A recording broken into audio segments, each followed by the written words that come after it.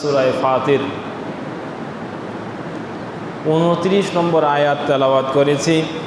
এছাড়াও আল কোরআনের 19 নম্বর সূরা সূরা মারিয়াম এর 59 নম্বর আয়াত তেলাওয়াত করেছি। আয়াত দুটোকে সামনে রেখে যতটুকু আলোচনা হয়, আজকে থেকে একটি সিরিজ আলোচনা চালু হলো। আজকের আলোচনার বিষয় সালাতের উৎপত্তি। কোরআনে হাকিমের ভিতরে সালাত আছে কি না, থাকলেও কয় ওয়াক্ত আছে, কোরআনে সালাত শব্দটি কয় অর্থে ব্যবহৃত হয়, আমরা এই বিষয়গুলো নিয়ে আজকে কথা বলার প্রয়াস পাব। ওমা তৌফিকি ইল্লা বিল্লাহি ওয়া ইলাইহিল উনীব, আল্লাহুম্মা আমিন। প্রিয় উপস্থিতি, আল্লাহ রাব্বুল আলামিন কোরআনে হাকিমের ভিতরে সাদ লাম ওয়াও এই মাদ্দায় কোরআনে সালাত এই শব্দটি দিয়েছেন ৭৮ বার। কয়বার বলেন তো? ৭৮ বার।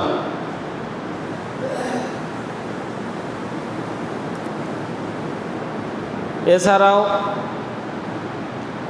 সালাতের বিভিন্ন রূপ শব্দ, তৈরিকৃত বিভিন্ন রূপের শব্দ কোরআনে হাকিমের বিভিন্ন জায়গায় আরও অনেকভাবে ব্যবহার হয়েছে। ৮২ বারেরও অধিক জায়গায় আল্লাহ রাব্বুল আলামিন মানুষকে সালাত আদায়ের জন্য উৎসাহ দিয়েছেন, আদেশ করেছেন। এবং বিশ্বনবী মুহাম্মদুর রাসূলুল্লাহ সাল্লাল্লাহু আলাইহি ওয়াসাল্লাম বলেন, হযরতে জাবের রাদিয়াল্লাহু তাআলা আনহু قال قال رسول الله صلى الله عليه وسلم بين العبد وبين الكفر ترك الصلاة رواه মুসলিম। আল্লাহর নবীও সালাতের গুরুত্ব বর্ণনা করতে গিয়ে বলেন, একজন মানুষ যে আল্লাহর ইবাদত করে আর যে আল্লাহর ইবাদত করে না, এই দুজন মানুষের মধ্যে পার্থক্য হলো সালাত। তাহলে যে আল্লাহর ইবাদত করে আর যে করে না, তার ভিতরেও পার্থক্যকারী মানদণ্ডের নাম হলো সালাত। কোরআনে যেমন অধিকবার সালাত শব্দটি এসেছে, তেমনি ইসলামের যতগুলো ইবাদত আল্লাহর নবী মুহাম্মদুর রাসূলুল্লাহ সাল্লাল্লাহু আলাইহি ওয়াসাল্লাম উম্মতে মুসলিমার জন্য দিয়েছেন, বর্ণনা করেছেন, তার মধ্যে সবচেয়ে বেশি বর্ণনা যে ইবাদতের ব্যাপারে এসেছে সেটার নাম হলো সালাত। এই পৃথিবীর জমিনে এমন কোনো হাদিসের কিতাব নাই, এমন কোনো দ্বীনি কিতাব নাই যে কিতাবের মধ্যে সালাতের বিষয়ে আলোচনা করা নাই। স্বয়ং মিশকাতুল মাসাবির ভিতরে আমি যতটুকু জানি প্রায় ৮৫০ হাদিস আছে শুধু সালাতের উপরে। কত হাদিস আছে? প্রায় ৮৫০ হাদিস আছে শুধু সালাতের উপরে। অন্য কোনো ইবাদতের বর্ণনা করণার্থে মুহাদ্দিসিনে কেরাম এত হাদিস, সাহাবায়ে কেরাম এত হাদিস আল্লাহর নবীর মুখ থেকে বর্ণনা করেননি। এটা কত বড় ইবাদত! এজন্য ইসলামী ইবাদতের জগতে যত ইবাদত আছে, মুহাদ্দিসিনে কেরাম মুফাসসিরিনে কেরাম একটা ইবাদতের নাম দিয়েছে ইবাদাতান কুবরা।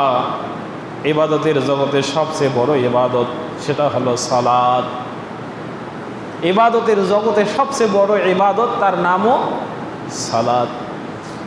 আল কোরআনের ৪৫ নম্বর সূরা সূরা আনকাবুত ৪৫ নম্বর আয়াতে আল্লাহ রাব্বুল আলামিন বলেন, আল্লাহর নবীকে আদেশ দিয়ে বলছেন, উতুলু, হে নবী পড়েন, মা উহিয়া ইলাইকা মির রাব্বিক, আপনার রবের পক্ষ থেকে যা আপনাকে নাজিল করা হয়েছে তা আপনি পড়েন, আপনার উম্মতকে শোনায়ে দেন।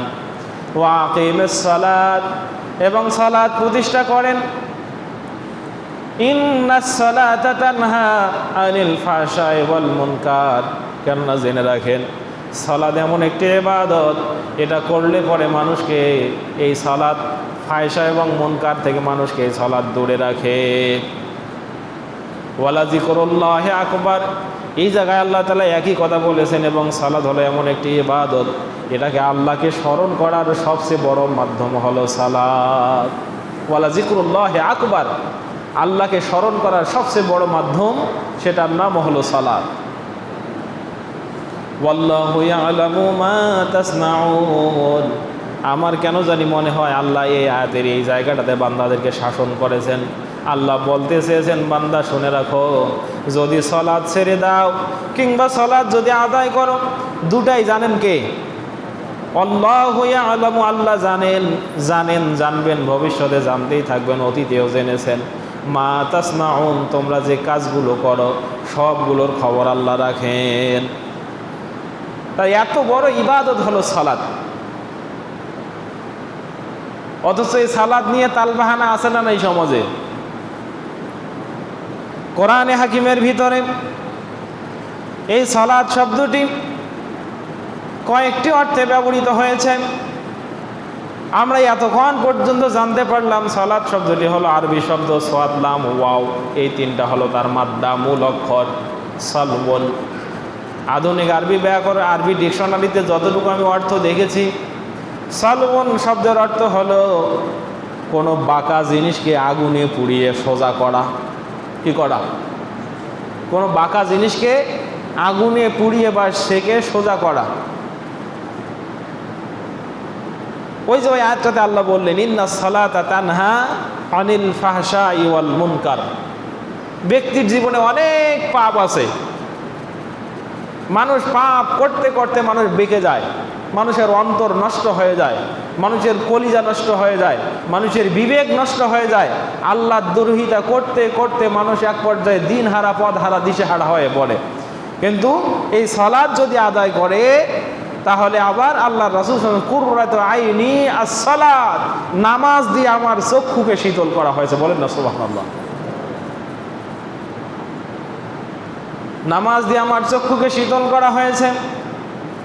পৃথিবীর জমিনে কোনো মানুষ যদি কর্মব্যস্ততা থেকে ইস্তিরাহাত পেতে চায়, প্রশান্তি পেতে চায়, আল্লাহর নবী বলেন, তুমি যখনই তোমার কাছ থেকে গাফিল হও, যখনই তোমার কাছ থেকে ফারাগ হও, প্রশান্তি লাভের জন্য আল্লাহর দরবারে সালাতে দাঁড়িয়ে যাও, সালাত আদায় করো। আল্লাহ কত সুন্দর করে সালাতের বন্দোবস্ত করেছেন। দেখেন, ফজরের সালাত দিয়েছেন মাত্র 2 রাকাত ফরজ। ফজর থেকে নিয়ে জোহর পর্যন্ত মানুষ কর্মব্যস্ত থাকবে, কর্মে মানুষের শরীরগুলো যখন ক্লান্ত শ্রান্ত হয়ে যাবে, আল্লাহ লম্বা একটা সালাতের ব্যবস্থা করে দিলেন। সালাত যখন মানুষ আদায় করবে, তখন এই সালাত আদায়ের মাধ্যমে মানুষ অটোমেটিক্যালি তার শরীরে এনার্জি খুঁজে পাবে। বলেন না সুবহানাল্লাহ। এজন্য জোহরের নামাজ আল্লাহ রাব্বুল আলামিন ফরজ করে দিয়েছেন 4 রাকাত। জোহর থেকে নিয়ে আসর পর্যন্ত মানুষ আবার কর্মব্যস্ত হয়ে পড়বে। মানুষ যেন একটা লম্বা সময় বিরতি নিতে পারে, আল্লাহর জিকির তাসবিহ করতে পারে। এজন্য আল্লাহ তাআলা আসরে আবার দিলেন 4 রাকাত, মাগরিবে ব্যতিক্রম সালাত দিলেন 3 রাকাত। আবার মাগরিব থেকে এশা পর্যন্ত নিয়ে যত বাজার ঘাট রাস্তা মানুষ এত কর্ম সম্পাদন করার পরে পূর্ণদমে তাসবিহ আদায় করে রাতের বেলা যখন শুইতে যাবে, আল্লাহ তাআলা ওই মুহূর্তে বান্দার উপরে দিলেন 4 রাকাত। কয় রাকাত? 4 রাকাত। যেই জায়গাতে কর্মব্যস্ততা বেশি, বিরতির জন্য আল্লাহ তাআলা সালাতের ব্যবস্থাও করে দিয়েছেন বেশি। সুবহানাল্লাহি বিহামদিহি। এখন আবার এশা থেকে নিয়ে ফজর পর্যন্ত লম্বা বিরতিতে মানুষ ঘুমায়। আল্লাহ বেশি সালাত যদি দেওয়া দরকার, তো ফজরেই তো বেশি সালাত দেওয়া দরকার ছিল। আল্লাহ সেখানে দিলেন না বেশি সালাত, বরং দিলেন মাত্র 2 রাকাত। আল্লাহ জানেন বান্দা সারা রাত তুমি ঘুমাবে, এশার সালাত আদায় করার পরে তুমি ঘুমাবে, আবার রাতের একটা সময় উঠে তাহাজ্জুদের সালাত আদায় করবে যদি মনে চায়, যদি ভালো লাগে। না হলে পুরাটা রাত তোমার শরীরটা প্রশান্তিতে থাকবে। তোমার অত প্রশান্তির আর দরকার নাই। ফজরে একটু স্বল্প সময় 2 রাকাত সালাত আদায় করে তুমি গোটা পৃথিবীর জমিনে তোমার রিজিক অন্বেষণের জন্য ছড়িয়ে পড়ো। সালাতের এই সৌন্দর্য আছে ইসলামের ভিতরে। সম্মানিত হাজিরিন, এই সালাত আল্লাহ রাব্বুল আলামিন কোরআনে হাকিমের ভিতরে কয়েকটি অর্থে ব্যবহার করেছেন। আসুন আমরা আজকে দেখব কোন কোন অর্থে সালাত এসেছে। সালাত শব্দটি কোরআনে হাকিমের ভিতরে মোটামুটি 6টি অর্থে ব্যবহার হয়েছে। তার মধ্যে প্রথম নম্বর অর্থ হলো, তবে এটা ব্যক্তিভেদে, পার্সন ভেদে, সালাত যে আদায় করবে তার আদায়ের ভিত্তিতে সালাতের অর্থ তেমন হবে। সালাত যদি আল্লাহর পক্ষ থেকে আসে, আল্লাহ যখন সালাত আদায় করে তখন এটার অর্থ হয় বান্দার প্রতি রহম করা। কি করা? বান্দার প্রতি রহম করা, বান্দাকে ক্ষমা করা, বান্দার প্রতি দয়া করা। আমাদের সমাজে একটা বিশৃঙ্খল ফতোয়া আছে, কিছু মানুষ নবীর নামে দাঁড়িয়ে মিলাদ পড়াকে ফতোয়া এইভাবে দেয় যে আল্লাহ আরশে আজিমে নবীর নামে মিলাদ পড়ছে। বলেন না নাউজুবিল্লাহ, জোরে বলেন নাউজুবিল্লাহ। মিলাদের দলিল হলো সালাত। মিলাদের দলিল কি? সালাত। তারা সূরা আহজাবের ওই আয়াতটি পড়ে, 56 নম্বর আয়াত, ইন্নাল্লাহা ওয়া মালাইকাতাহু ইউসাল্লুনা আলান নবী ইয়া আইয়ুহাল্লাযীনা আমানু সাল্লু আলাইহি ওয়া সাল্লিমু তাসলিমা। ওরা দলিল দেয় ইন্নাল্লাহা নিশ্চয় আল্লাহ তাআলা ওয়া মালাইকাতাহু এবং তার ফেরেশতাগণ ইউসাল্লুনা আলান নবী নবীর প্রতি দরুদ পড়ে। দরুদ কথাটা বাদ দিলাম, এখন মনে নেন, মনে ধরে নেন সালাত আদায় করে। নবীর প্রতি আল্লাহ এবং তার ফেরেশতা সালাত আদায় করে। কার প্রতি? নবীর প্রতি। এখানে সালাতের অর্থ কি?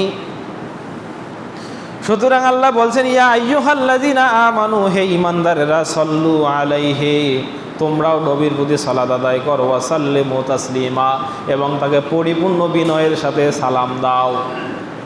এখানে 3টা অর্থ এসেছে সালাতের। 1 নম্বর, আর সালাত এই শব্দটা যদি আল্লাহর সাথে খাস হয় তাহলে এটার অর্থ হবে আর রহমত। সালাত শব্দের প্রথম অর্থ আর রহমতু, দয়া করা। সালাত শব্দের প্রথম অর্থ হচ্ছে দয়া। কোথায় এসেছে? আল্লাহর পক্ষ থেকে যখন সালাত হয় তখন অর্থ হয় দয়া। আল্লাহ তাআলা সূরা বাকারার 157 নম্বর আয়াতে বলছেন উলাইকা আলাইহিম সালাওয়াতুম মির রাব্বিহিম ওয়া রাহমাতুন ওয়া উলাইকা হুমুল মুহতাদুন। আল্লাহ বলছেন উলাইকা আলাইহিম সালাওয়াতুম মির রাব্বিহিম, ওই যে মানুষেরা যারা কঠিন মুসিবতে বলে ইন্না লিল্লাহি ওয়া ইন্না ইলাইহি রাজিউন, সব কিছু আল্লাহর পক্ষ থেকে এসেছে, আবার আল্লাহর কাছেই সবগুলো ফিরে যাবে, এই কথা যারা কঠিন মুসিবতের মুহূর্তেও বলতে পারে, আল্লাহ তাদেরকে একটা সার্টিফিকেট দিলেন আলাইহিম সালাওয়াতুম মির রাব্বিহিম, ওই মানুষদের উপরে আল্লাহর পক্ষ থেকে রহমত, আল্লাহর পক্ষ থেকে অনুকম্পা, আল্লাহর পক্ষ থেকে সাকিনা, আল্লাহর পক্ষ থেকে করুণা। এখানে সালাত শব্দের অর্থ হচ্ছে অনুকম্পা, রহমত, করুণা।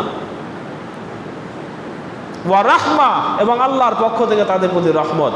তাহলে আল্লাহ যে সালাত আদায় করলেন, আল্লাহ কি বান্দার জন্য সাজদা করছে? বলেন না, কি করছে? আল্লাহ কি বান্দার সম্মানে দাঁড়াইছে নাকি? আল্লাহ কি বান্দার সম্মানে কোনো কাওয়ালি গাইছে? একটাও করেন নাই, বরং আয়াতে সোজা সব অর্থ এসেছে। তাফসীর ইবনে কাসির বলে দেখেন, আল্লাহ বলছেন উলাইকা, ওই মানুষদের উপরে, আলাইহিম তাদের উপরে, সালাওয়াত রহমত, মিন রব্বিহিম তাদের রবের পক্ষ থেকে, ওয়া রাহমা এবং দয়া, তাদের রবের পক্ষ থেকে তাদের উপরে রহমত, দয়া। তাহলে এখানে সালাত শব্দের অর্থ হচ্ছে রহমত। ধরে থাকবেন, কথাগুলো ভুলে যাবেন না, আপনাকে এই কথা ধরে থাকতেই হবে। আপনি যে সালাত আদায় করেন এটার মৌলিকত্ব আপনাকে খুঁজে বের করতে হবে। তাহলে সালাত শব্দের প্রথম অর্থ, সালাত যখন আল্লাহর সাথে খাস হয় তখন এটার অর্থ কি হয়? রহম করা, দয়া করা, অনুকম্পা করা, প্রশান্তি নাজিল করা ইত্যাদি। আবার সালাত যখন ফেরেশতাদের সাথে খাস হয়, ফেরেশতারাও সালাত আদায় করে। ফেরেশতারা আবার কোন সালাত আদায় করে? হ্যাঁ, ফেরেশতাদের সালাত আদায় করার একটা সিস্টেম আছে, কিন্তু কোরআনে যে অর্থে সালাত শব্দটি ফেরেশতাদের সাথে খাস, এখানে ফেরেশতারা হলো যে সালাত আদায় করে সেটা হলো ফেরেশতারা বান্দার জন্য আল্লাহর কাছে ক্ষমা ভিক্ষা চায়, আল্লাহর কাছে ক্ষমা চায়। এখানে যে ইউসাল্লুনা আলান নবী ইন্নাল্লাহা ওয়া মালাইকাতাহু ইউসাল্লুনা আলান নবী, সব মুফাসসিরিনে কেরাম একমত যে যেদিন আরশে আজিমে আল্লাহর কাছে ফেরেশতাগণ নবীর জন্য দরুদ সালাত আদায় করেছে, সেটা দরুদ নয়, বরং আল্লাহ তাআলার কাছে ফেরেশতাগণ নবীর মর্যাদা, নবীর শান, নবীর মান এবং নবীর নিষ্পাপত্ব আল্লাহর কাছে ভিক্ষা চেয়ে নবীর জন্য তা সাবেত করে দিয়েছেন।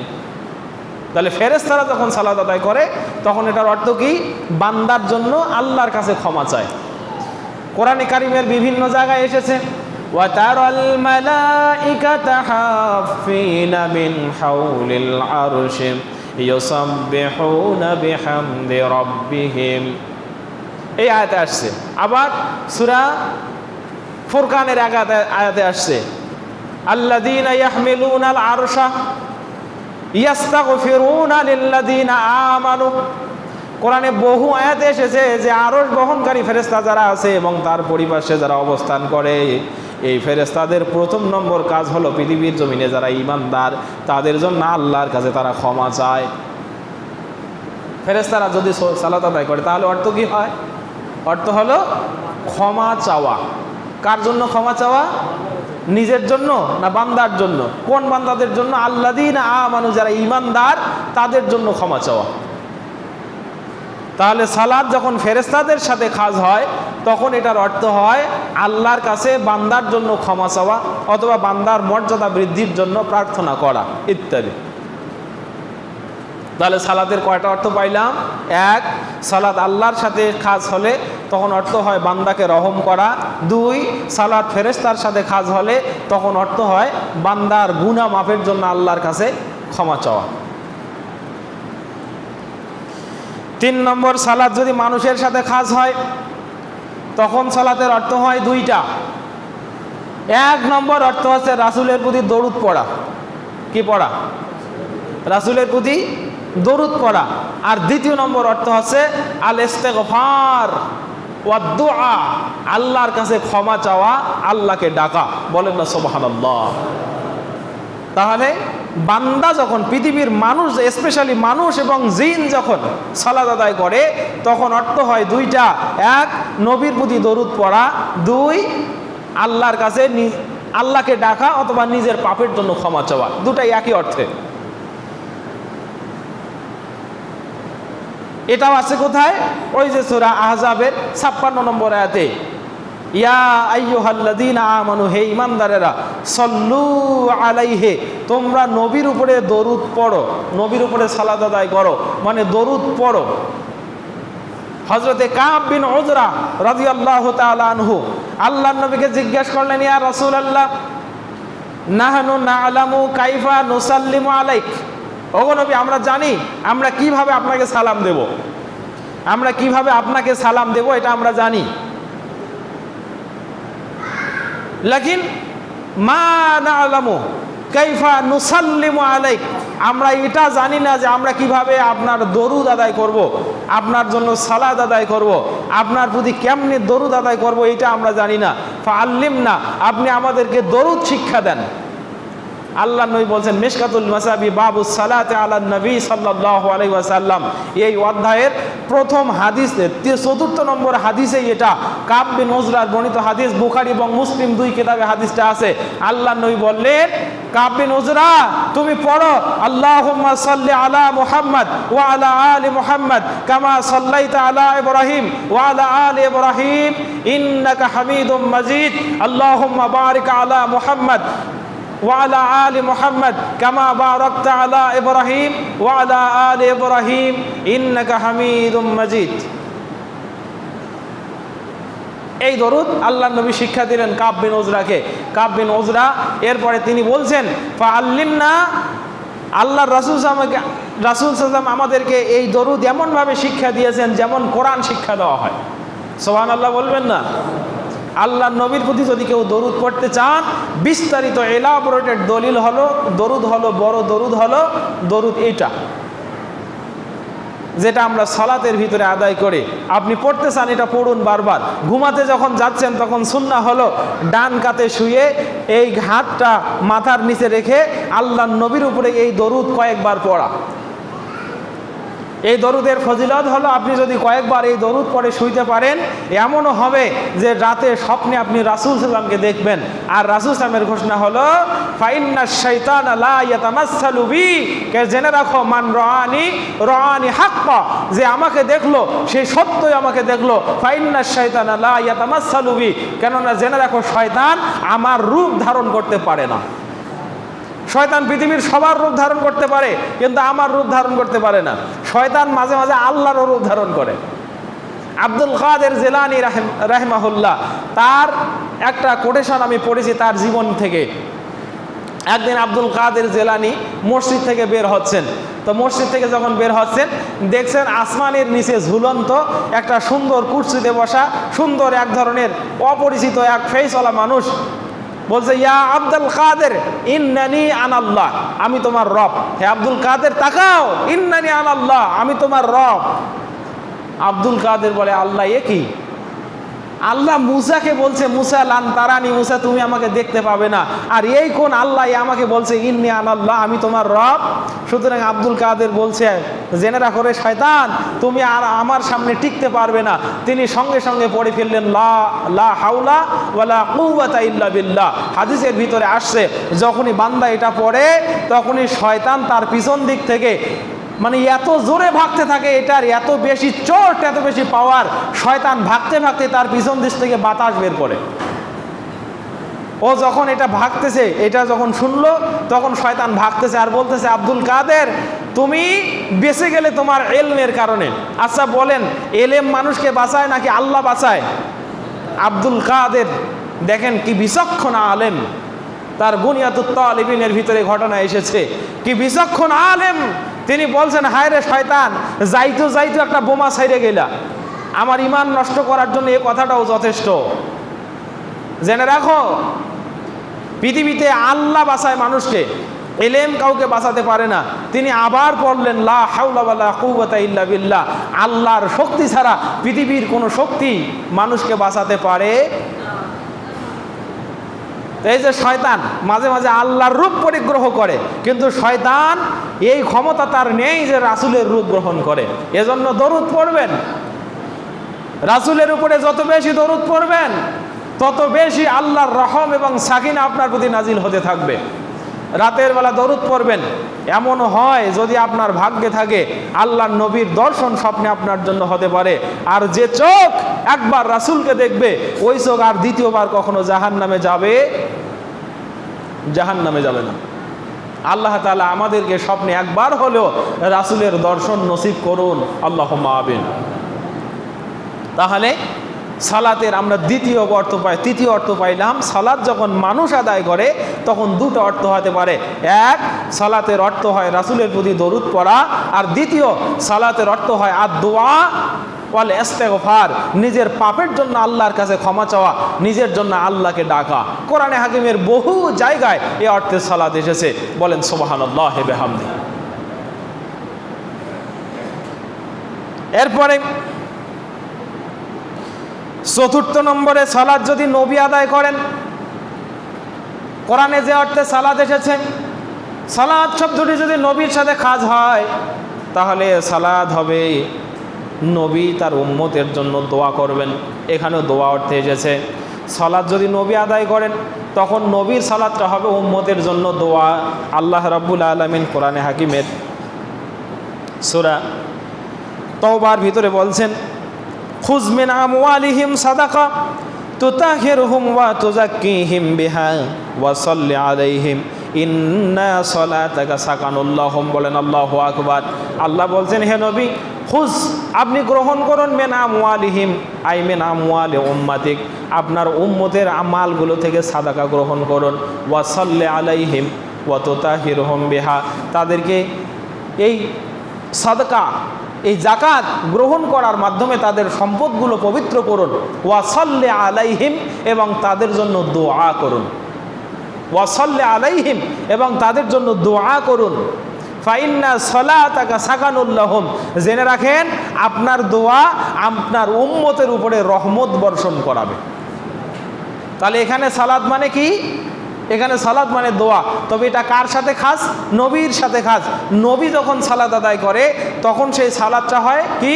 উম্মতের জন্য দোয়া স্বরূপ, উম্মতের জন্য আল্লাহর কাছ থেকে রহমত কামনা করা স্বরূপ। আপনি গুলিয়ে ফেলবেন না কিন্তু। তো সালাত যখন আল্লাহর সাথে খাস হয় তখন হয় কি? বান্দার প্রতি রহম করা। সালাত যখন ফেরেশতার সাথে কাজ হয় তখন সার অর্থ হলো ফেরেশতারা বান্দার জন্য আল্লাহর কাছে ক্ষমা চায়, নবীর মর্যাদা বাড়ানোর জন্য আল্লাহর কাছে চেয়েছেন ফেরেশতারা। আর সালাত যখন মানুষের সাথে আমাদের সাথে কাজ হবে তখন দুটো অর্থ হবে, আমরা এক আমাদের পাপের কারণে আল্লাহর কাছে ক্ষমা চাবো, দুই আমরা এই সালাতের মাধ্যমে রাসূলের প্রতি দরুদ আদায় করব। এবং পঞ্চম নম্বর অর্থ, চতুর্থ নম্বর অর্থ, সালাত যখন নবী আদায় করবেন তখন নবীর এই সালাতটা হবে তার উম্মতের জন্য দোয়া। নবীর সালাত কি হবে? তার উম্মতের জন্য দোয়া হবে। পঞ্চম নম্বর সালাতের আরেকটি অর্থ আছে, এই অর্থে সালাতের অর্থ হলো তাসবিহ তাহলিল, তাসবিহ করা। মানুষ ছাড়া পৃথিবীর যত প্রাণীকুল আছে, যত নাবাতাত আছে, যত হায়ানাত আছে, ওরাও সালাত আদায় করে। ওরা কি আদায় করে? ওরাও সালাত আদায় করে। তবে কোরআনের ভাষায় ওদের সালাতকে বলা হয়েছে তাসবিহ। কোরআনের ভাষায় ওদের সালাতকে কি বলা হয়েছে? তাসবিহ। এখানে সালাত মানে তাসবিহ আদায় করা, আল্লাহর বরত্ব প্রকাশ করা, আল্লাহর শ্রেষ্ঠত্বের ঘোষণা দেওয়া। কোথায় আছে? আল কোরআনের 24 নম্বর সূরা, সূরায়ে নূর 41 নম্বর আয়াতে আছে, আলাম তারা আন্নাল্লাহা ইউসাব্বিহু লাহু মান ফিস সামাওয়াতি ওয়াল আরদ ওয়াত তায়রু সাফফাতিন কুল্লুন ক্বাদ আলিমা সালাতাহু ওয়া তাসবিহাহু ওয়াল্লাহু আলিমুম বিমা ইয়াফআলুন। আল্লাহ বলছেন, হে নবী, আলাম তারা, আপনি কি দেখেন নাই, আন্নাল্লাহা ইউসাব্বিহু লাহু মান ফিস সামাওয়াতি ওয়াল আরদ, আসমান এবং জমিনে যা কিছু আছে সব কিছু আল্লাহর তাসবিহ করে। আসমান এবং জমিনে যা আছে সব কিছু আল্লাহর তাসবিহ করে। এখানে জড় পদার্থ কিংবা জীব কোনোটাই বাদ যায় নাই। এই আয়াত দাবি করছে যে ফ্যান ঘুরছে না, ফ্যানের এই শোষ শব্দ তাসবিহ হচ্ছে আল্লাহর। কার? আল্লাহ অটোমেটিক্যালি এখানে তার তাসবিহ সেট করে দিয়েছেন। এই জুমা, এই মসজিদ, এটার তাসবিহ আপনি আমি শুনতে পাই না, কিন্তু এটা তাসবিহ করছে। এই যে মেম্বার এখানে দাঁড়িয়ে আছে, এটার তাসবিহ আমরা শুনতে পাই না, কিন্তু এটা আল্লাহর তাসবিহ করছে, আল্লাহর গুণ প্রশংসা গুণ কীর্তন করছে। আমাদের কাছে জড় পদার্থ মনে হলেও আল্লাহর কাছে এটার তাসবিহর একটা পরিভাষা আছে। আয়াত তো তাই বলছে, কুল্লুন, প্রত্যেকে, ওয়াত্তৈর সাফাতেন, এবং ওই যে শূন্যে ভাসমান যে পক্ষীকুল, এরাও আল্লাহর তাসবিহ করে। কুল্লুন কদ আলিমা সালাতাহু, সকলে জানে তার সালাত কি, তার তাসবিহর ভাষা কি, ওয়া তাসবিহাহু, তার তাসবিহর ভাষা কি, ওয়াল্লাহু আলিমুম বিমা ইয়াফআলুন, আল্লাহ সব জানেন বান্দা কখন কোন কাজ কিভাবে করে। তার মানে এখানে কুল্লুন কদ আলিমা সালাতাহু ওয়া তাসবিহাহু, সকলে জানে তার সালাতের কাইফিয়ত, সকলে জানে তার তাসবিহর কাইফিয়ত, কে কিভাবে সালাত এবং তাসবিহ আদায় করবে, এটা সকলে নিজ নিজ তাসবিহ তাদের নিজের কাছে জানা আছে। এখানে সালাত মানে হলো আল্লাহর তাসবিহ, আল্লাহর প্রশংসা, আল্লাহর বরত্ব বর্ণনা করা। বলেন না সুবহানাল্লাহ। তার মানে বলেন তো, কোরআনে সার্বিকভাবে সালাত শব্দটি মোটামুটি 6টি অর্থে এসেছে। কয়টি অর্থে? 6টি অর্থে। আমরা ব্যক্তিভেদে এই 6টা অর্থ দেখতে পেলাম। তাহলে কোরআনে সালাত আছে না? কোরআনে সালাত আছে তো? আছে। একটি বিভ্রান্তি নিরসন করতে হবে। বর্তমান সময়ে একটা দল বের হয়েছে, তারা আবার বলে কোরআনে সালাত আছে, এটা আমরাও মানি, তবে তোমরা যে 5 ওয়াক্ত সালাত আদায় করো এটা কোরআনে নাই, বরং কোরআনে সালাত আছে 3 ওয়াক্ত। বলেন না নাউজুবিল্লাহ। অথচ আমি আপনাদেরকে এখন যে আয়াতগুলো পড়ে শোনাবো, আমার এই পড়া থেকে সাবেত হবে 6 ওয়াক্ত। কয় ওয়াক্ত? 6 ওয়াক্ত। তার মধ্যে 1 ওয়াক্ত হলো তাহাজ্জুদ, এটা নবীর জন্য ছিল ওয়াজিব, বাট আমাদের জন্য না ফেলান, আমাদের জন্য নফল। আমি আপনাদেরকে সাবধান করছি। বলবেন হুজুর ওরা বলছে 3 ওয়াক্ত, আপনি বললেন 6 ওয়াক্ত, তো দুটাই বাড়াবাড়ি। না, ওরা 3 ওয়াক্ত বলছে আর বাকি নামাজগুলোকে তারা অস্বীকার করেছে। আর আমি সার্বিকভাবে 6 ওয়াক্তের কথা বললাম এইভাবে যে 5 ওয়াক্ত আমাদের জন্য প্রতিদিন আদায় করা ফরজ, আর 1 ওয়াক্ত মানে একটা সময়ের সালাত আমাদের জন্য নফল, যেটার দলিল কোরআনে হাকিমের ভিতরে দেওয়া আছে। জোরে বলেন না আল্লাহু আকবার। সুতরাং ছলছাতুরি করে আমার দেশের মুসলমানদের ইমান নিয়ে সিনিমিনি খেলার কোনো পায়তারা এ জাতির কাছে আমরা হতে দিব না। এদেশের আলেম সমাজ এখনো বেঁচে আছে। সম্মানিত হাজিরিন, কোরআনে 5 ওয়াক্ত সালাতের কথা আল্লাহ রাব্বুল আলামিন বলেছেন, আমরা এই কারণে 5 ওয়াক্ত সালাত আদায় করি। আর যেটা হাদিসের ভিতরে ডিটেইলস বর্ণনা করা আছে, আল্লাহর নবীর মেরাজ সম্পর্কিত হাদিসগুলো পড়ে দেখবেন। আল্লাহর রাসূল সাল্লাল্লাহু আলাইহি ওয়াসাল্লাম আরশে আজিমে গেলেন, আরশে আজিমে আল্লাহর সাথে কথোপকথন হলো। তিনি আল্লাহকে সেখানে দেখলেন কি দেখলেন না, এ নিয়ে বিস্তর মতানৈক্য এসেছে। আমরা এই নিয়ে কথা অন্যদিন বলবো ইনশাআল্লাহ। আল্লাহর সাথে কথোপকথন হলো। আল্লাহ বিশ্বনবী মুহাম্মদ সাল্লাল্লাহু আলাইহি ওয়াসাল্লামের উপরে সহিহ বুখারীর বর্ণনার মধ্যে 50 ওয়াক্ত সালাত দিলেন। ফিরে আসলেন চতুর্থ আসমানে হযরতে মূসা আলাইহিস সালাতু ওয়াস সালাম। তিনি বললেন, মুহাম্মদ কি নিয়ে ফিরে যাচ্ছ, তোমার উম্মতের জন্য হাদিয়া কি? আল্লাহর নবী বললেন, ওগো আল্লাহর নবী, আমার উপরে আল্লাহ তাআলা 50 ওয়াক্ত সালাত দিয়েছে। বলছে আমার উম্মতের উপরে প্রতিদিন 2 ওয়াক্ত সালাত ফরজ ছিল, তাই তারা আদায় করেনি। তুমি আবার ফিরে যাও, ফাইন্না উম্মাতাকা লান তাস্তাতি আবাদা, তোমার উম্মত এই 50 ওয়াক্ত সালাত আদায় করতে পারবে না। ছুটে যাও আল্লাহর কাছে, সালাত কমাও। এইভাবে ক্রমান্বয়ে যেতে যেতে তৃতীয় চতুর্থবারে আল্লাহর নবী আবার ফিরে আসলেন মূসা আলাইহিস সালাতু ওয়াস সালামের কাছে। এবার বলছেন, মূসা, হে মূসা, এ মুহাম্মদ, তুমি কত ওয়াক্ত সালাত পাইলা? তো আল্লাহ তাআলার কাছে মুহাম্মদ সাল্লাল্লাহু আলাইহি ওয়াসাল্লাম সালাত নিয়ে আসলেন 5 ওয়াক্ত আল্লাহর কাছ থেকে। এবার মূসা আলাইহিস সালাম বলছে, 5 ওয়াক্তও পারবে না, তুমি আবার যাও। তো আল্লাহ তাআলা তখনই বলে দিয়েছেন যে, মুহাম্মদ, তোমার উম্মত যদি প্রতিদিন 5 ওয়াক্ত সালাত আদায় করে, আমি যা লিখে দিয়েছি 50 ওয়াক্ত, 50 ওয়াক্তই ঠিক থাকলো। তোমার উম্মতের উপরে ইহসানি করে আমি এখন 50কে ডাইভার্ট করে 5 করে দিলাম। যারা প্রতিদিন 5 ওয়াক্ত আদায় করবে, তার আমল নামায় 50 ওয়াক্ত সালাতের আমল লিখে দেওয়া হবে। সুবহানাল্লাহি বিহামদিহি। এই তো 5 ওয়াক্ত। এই 5 ওয়াক্ত আমরা কি শুধু হাদিস থেকেই বর্ণনা করছি নাকি কোরআন থেকে বর্ণনা করছি? আল্লাহ রাব্বুল আলামিন কোরআনের ভিতরেও 5 ওয়াক্তের রুট এভাবে দিয়েছেন, দেখেন তো আপনারা বুঝেন কিনা। আল্লাহ রাব্বুল আলামিন আল কোরআনের 30 নম্বর সূরা সূরা রুম 17 এবং 18 নম্বর আয়াতে বলছেন, ফাসুবহানাল্লাহি হিনা তুমসুনা ওয়া হিনা তুসবিহুন ওয়ালাহুল হামদু ফিস সামাওয়াতি ওয়াল আরদি ওয়া আশিয়্যান ওয়া হিনা তুযহিরুন। আল্লাহ বলছেন, ফাসুবহানাল্লাহ, তোমার রবের বরত্ব বর্ণনা করো, তোমার রবের বরত্ব বর্ণনা করো। হিনা তুমসুন, যখন সন্ধ্যা হয়। আরবিতে মাসাউন শব্দের অর্থ হলো সন্ধ্যা। আরবিতে মাসা মানে কি? সন্ধ্যা। যখন সন্ধ্যা হয় তখন তোমার রবের শ্রেষ্ঠত্ব বর্ণনা করো। কোরআনে হাকিমের বিভিন্ন জায়গায় আল্লাহ তাআলা সূরা আনকাবুতের ওই 45 নম্বর আয়াতেই বলছেন, ওয়ালা যিকরুল্লাহি আকবার, সালাত হলো আল্লাহর শ্রেষ্ঠত্ব ঘোষণা করার সবচেয়ে বড় মাধ্যম। কথা কি বুঝতেছেন? সালাত হলো আল্লাহর শ্রেষ্ঠত্ব বর্ণনা করার সবচেয়ে বড় মাধ্যম। সালাতের মাধ্যমে আল্লাহকে যত বেশি ডাকা যায়, অন্য মাধ্যমে আল্লাহর বরত্ব শ্রেষ্ঠত্ব অত বেশি বর্ণনা করা যায় না। তো আল্লাহ বলছেন, ফাসুবহানাল্লাহ, আল্লাহর বরত্ব তুমি বর্ণনা করো, আল্লাহর পবিত্রতা ঘোষণা করো। হিনা তুমসুন, যখন সন্ধ্যা হয়। তো সন্ধ্যায় যে আমরা সালাত আদায় করি, এই সালাতের নাম কি? জোরে বলেন না কি? মাগরিব। তার মানে হিনা তুমসুন এই শব্দটি দ্বারা মাগরিবের সালাতকে বোঝানো হয়েছে। কোন সালাতকে বোঝানো হয়েছে? ধরে থাকবেন, 1 ওয়াক্ত পাইলাম। ওয়া হিনা তুসবিহুন, আরবিতে সাবাহুন মানে ভোর।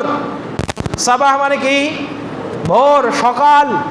সুবহে সাদিক থেকে সকাল 11টা পর্যন্ত এই বিস্তর সময়টাকে সাবাহ বলা হয়। আমি পড়ে দেখে শুনে বুঝে তারপরে বলছি, কোনো গাঁজাখুরি গাল গল্প করছি না। আরবিতে সাবাহ শব্দের অর্থ হচ্ছে সকাল। সুবহে সাদিক, সুবহে সাদিক থেকে নিয়ে সকাল 11টা পর্যন্ত এই সময়টাকে সাবাহ বলা হয়। তো আল্লাহ তাআলা এখানে বললেন, হিনা তুসবিহুন, যখন সকাল হয় তখন তোমরা আল্লাহর বরত্ব প্রকাশ করো, আল্লাহর তাসবিহ করো, মানে সালাত আদায় করো।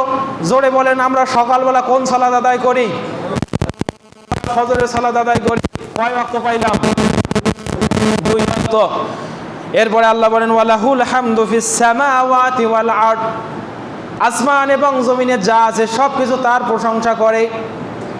ওয়া আশিয়া, এবং ওয়া আশিয়া, যেই মুহূর্তে সূর্য ঢলে যায়, যেই মুহূর্তে সূর্য ঢলে যায়, সূর্য একটা লেভেল পর্যন্ত ঢলে যাওয়া অবস্থা থাকে। পশ্চিম দিগন্তে সূর্য যখন হেলে যায়, হেলে গিয়ে একেবারে ডুবে যাওয়া পর্যন্ত এই বিস্তর সময়টা হলো ঢলে যাওয়া। এই সময়টার নাম কি? এটার নাম হলো সূর্য ঢলে যাওয়া। সূর্য যখন ঢলে যায় তখন তোমরা আল্লাহর তাসবিহ বর্ণনা করো। তো সূর্য যখন মোটামুটি মিড লেভেলে, ঢলে যাওয়ার মিড লেভেলে থাকে, তখন আমরা কোন সালাত আদায় করি? আসরের সালাত আদায় করি। আসর, তখন আমরা আসরের সালাত আদায় করি। তার মানে এখানে আল্লাহ তাআলা আসরের কথা বলছেন। আশি শব্দের অর্থ হচ্ছে আসর। এরপরে আল্লাহ বলছেন ওয়াহিনা তুযহিরুন যাহারা, জোহর। জোহর নামে একটা সালাতে আছে যেটা আমরা দিনের মধ্যবর্তী সময় আদায় করি। বলেন না সুবহানাল্লাহ। ওয়াহিনা তুযহিরুন, যখন জোহর হয়, সোজা সাপটা কথা, যখন জোহর হয় তখন তোমরা আল্লাহর তাসবিহ করো। যখন সূর্য মোটামুটি ঢলে যায় তখন তোমরা আল্লাহর তাসবিহ করো। যখন সকাল হয় তখন তোমরা আল্লাহর তাসবিহ করো। যখন সন্ধ্যা হয় তখন তোমরা আল্লাহর তাসবিহ করো। কয় ওয়াক্ত পাইলাম? 4 ওয়াক্ত পাইছি। এটা আমার কথা নয়, আয়াতের ব্যাখ্যা আমি নিজে করছি না। এই আয়াতের ব্যাখ্যায় তাফসীরের কিতাবের ভিতরে এসেছে হযরত আব্দুল্লাহ বিন আব্বাস রাদিয়াল্লাহু তাআলা আনহু, যাকে বাহরুল উলুম ওয়া রাইসুল মুফাসসিরিন বলা হয়, তাকে প্রশ্ন করা হয়েছিল আল্লাহ যে কোরআনে 5 ওয়াক্ত সালাত দিয়েছে, এই বরাতে আপনার কথা কি, আপনার মত কি, কোথায় 5 ওয়াক্ত সালাতের বর্ণনা আছে আপনি বলেন। তখন আব্দুল্লাহ বিন আব্বাস রাদিয়াল্লাহু তাআলা আনহু এই আয়াতটা পড়ে তাকে বুঝিয়ে দিলেন, আল্লাহর বান্দা, তুমি কোরআনে হাকিমের ভিতরে 5 ওয়াক্ত সালাত খুঁজে পাও না। এই যে এই আয়াত দুটার ভিতরে আল্লাহ তাআলা 5 ওয়াক্ত সালাত দিয়ে রেখেছেন। বলেন আল্লাহু আকবার। এবার তিনি 5 ওয়াক্ত সালাত, আমরা তো আয়াতের বর্ণনা থেকে পাইলাম 4 ওয়াক্ত, তিনি এখানে 5 ওয়াক্তের সালাত কিভাবে বর্ণনা করলেন? আর একজন তাবী মুফাসসির আছে, নাম হলো হাসান বসরি রাহিমাহুল্লাহ। কি নাম? হাসান বসরি। তেনাকে যখন প্রশ্ন করা হয়েছিল মাসা শব্দের ভিতরে কয় ওয়াক্ত সালাত আছে, তিনি বলছেন হিনা তুমসুন, এই শব্দটার ভিতরে আল্লাহ তাআলা 2 ওয়াক্ত সালাত দিয়েছেন। 1 মাগরিব, 2 এশা। 1 মাগরিব, 2 এশা। আপনি বলবেন হুজুর আমরা কোনো তাবী মুফাসসিরের কথা মানি না, আপনি ডিরেক্ট কোরআনে হাকিমের ভিতরে এশা শব্দটি কোথায় আছে সেটা দেখান। কোরআনে হাকিমের ভিতরে এশা শব্দ আছে, কোথায় আছে? আল কোরআনের 24 নম্বর সূরা, ওই একই সূরা, সূরা নূর 58 নম্বর আয়াতের ভিতরে এশা শব্দ এসেছে। আল্লাহ বলছেন এশা, এই আয়াত, এটা একটা বড় আয়াত, আমি মাঝখান থেকে যতটুকু প্রয়োজন ততটুকু তুলে আনছি। মিন ক্বাবলা সালাতিল ফজরে, এই দেখেন ডিরেক্ট ফজর আসছে এখানে। মিন ক্বাবলা সালাতিল ফজরে, এখানে এই আয়াতটা আসছে কোন অর্থে জানেন? ওই একদিন যে পর্দার আলোচনা করছিলাম না, আপনার বালেক সন্তানগুলো আপনার ঘরে বিশেষ বিশেষ সময়ে যাইতে যে আপনার কাছ থেকে অনুমতি চাইবে, সেই অনুমতির জায়গায় কথা বলতে আল্লাহ তাআলা বলছেন ফজরের সময়, যখন ফজর হবে, ফজরের সালাত আনতে তুমি একটু এলোমেলো হয়ে ঘরে যখন থাকবে, তোমার সন্তান, বালেক সন্তান হুট করে তোমার ঘরে ঢুকে যেতে পারবে না, তার অনুমতি নেওয়া দরকার। সে অনুমতি নিয়েই ঘরে যাবে। আল্লাহ ওই জায়গায় এই 3 ওয়াক্ত সালাতের কথা বলছেন।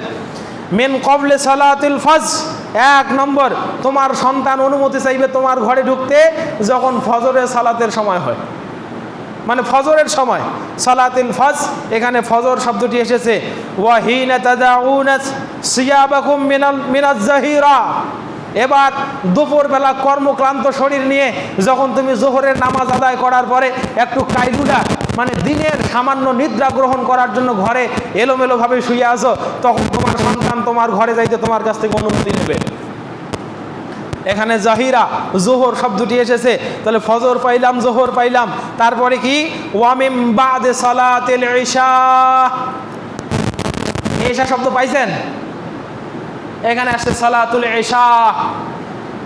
এবং এশার সালাত আদায় করার পরে সমস্ত কাপড় চোপড় খুলে সুন্দরভাবে তুমি রাতের আয়েশ করার জন্য যখন বিছানায় পিঠ লাগাও, তখন তোমার বালেক সন্তান হুট করেই তোমার ঘরে ঢুকে যেতে পারবে। সূরা নূর 58 নম্বর আয়াত আপনারা ভালোভাবে খুঁজে দেখবেন। ওই রিওয়ায়াতে আল্লাহ তাআলা ওখানে এই 3 ওয়াক্ত সালাতের কথা ডিরেক্ট মানুষকে বলে দিয়েছেন। ওরা এই আয়াতটা পড়ে বলে কোরআনে আয়াত নামাজ আছে 3 ওয়াক্ত। আর এতক্ষণ পর্যন্ত যে আয়াত আমি পড়লাম, এই যে সূরা রুমের 17 এবং 18 নম্বর আয়াত, এই আয়াত গাঞ্জাখোর চোখেও দেখে নাই। এরপরে তার মানে কি, আপনারা কোরআনের ভিতরে কি পাইলাম? আমরা ফজর পাইলাম, জোহর পাইলাম, 80 শব্দের অর্থ ঈশা। 80 শব্দের এই শব্দটি ব্যাখ্যা সাপেক্ষে সালাতুল আসর অর্থে ব্যবহার করা হয়েছে।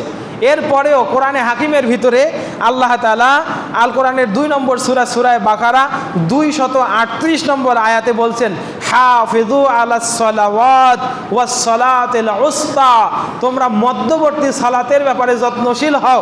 আল্লাহর জমিনে অধিকাংশ মুফাসসির একমত, এবং রাসূল সাল্লামের বরাতেও হযরতে উমামা বাহিলী রাদিয়াল্লাহর হাদিস, আল্লাহর নবী বলছে, হযরতে আলী রাদিয়াল্লাহর হাদিস, আলী রাদিয়াল্লাহ বলছেন, আল্লাহর নবী খন্দকের যুদ্ধের, খাইবরের যুদ্ধের সময় ইহুদিদের উপরে লানত করেছেন, লানাল্লাহু আলাল ইয়াহুদ, আল্লাহ ইহুদির উপরে লানত করুক, হাবাসুনা মিন সালা হাবাসুনা as-সালাত আল-আসরে, যারা আমাদেরকে আসরের সালাত, সালাতুল আসরে আই সালাতুল ওয়াসতা, মধ্যবর্তী সালাত থেকে বিরত রেখেছে, এই জন্য আল্লাহ তাআলা ইহুদিদেরকে লানত করুক, আল্লাহ তাআলা ইহুদিদেরকে লানত করুক এই জন্যে যে তারা আমাদেরকে আসরের সালাত, সালাতুল ওয়াসতা, আল্লাহর নবীর ব্যাখ্যা সালাতুল ওয়াসতা মানে সালাতুল আসর, সালাতুল ওয়াসতা মানে সালাতুল আসর, আসরের সালাত থেকে তারা আমাদেরকে বিরত রেখেছে, আমাদেরকে কর্মব্যস্ত রেখেছে, এই কারণে আল্লাহ তাদের উপরে লানত করুক।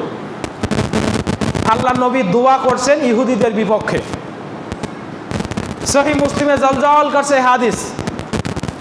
ওরা আবার হাদিস মানে না, হাদিস যেহেতু মানে না, হাদিস থেকে তাদেরকে দলিল দেওয়ার আমাদের কোনো দরকার নাই। আমি ওদেরকে খুব কঠোর ভাষায় বলছি, এই আহাম্মকগুলোকে, তোমরা 80 শব্দের অর্থ কি এইটা জাতির সামনে উন্মোচন করবা। 80 শব্দের অর্থ কি একেবারে আরবের পরিভাষায়, আরবি ডিকশনারিতে, আরবের মানুষদের কাছে 80 এই শব্দটি কোন অর্থে ব্যবহার হয় এইটা তোমরা মানুষের কাছে পরিষ্কার করবে, তাহলে আমরা বুঝবো তোমাদের দাবির যৌক্তিকতা কতটুকু। আল্লাহ তাআলা আমাদেরকে কোরআন থেকে, তো আপনারা কি পাইলেন? ফজর পাইলাম, জোহর পাইলাম, আসর পাইলাম, মাগরিব পাইলাম, এশা পাইলাম, এই 5 ওয়াক্ত সালাত আমরা পাইলাম। এটা মানুষের জন্য প্রতিনিয়ত আদায় করা ফরজ। এরপরে সূরা বনি ইসরাইল, সূরা বনি ইসরাইল, এখানে আল্লাহ তাআলা বলছেন আকিমিস সালাত লিদুলুকিশ শামসি ইলা গাসাকিল লাইল। এছাড়াও কোরআনে হাকিমের 5 ওয়াক্ত সালাতের বর্ণনা বেশ কিছু আয়াতে আসছে।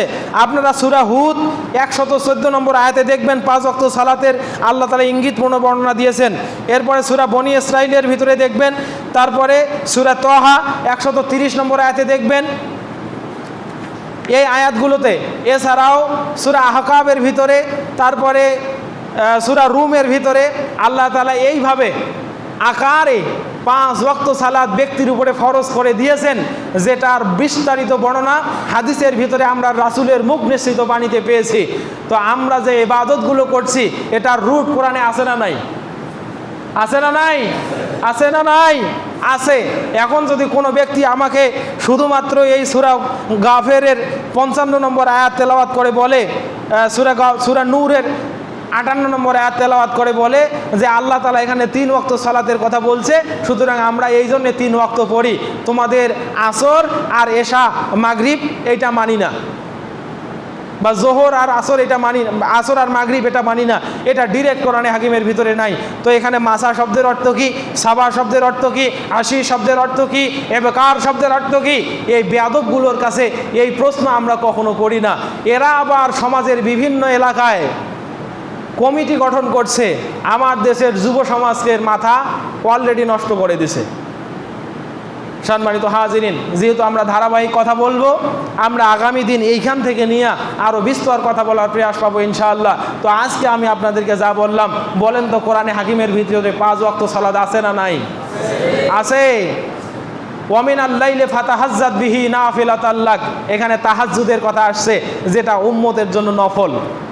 এটা আর এক ওয়াক্ত সালাত, এইটাকে আমি ষষ্ঠ ওয়াক্ত নামকরণ করছি। এটা হলো ষষ্ঠ ওয়াক্ত, মানে এটা আপনি পড়লে পড়বেন, না পড়লে না পড়বেন।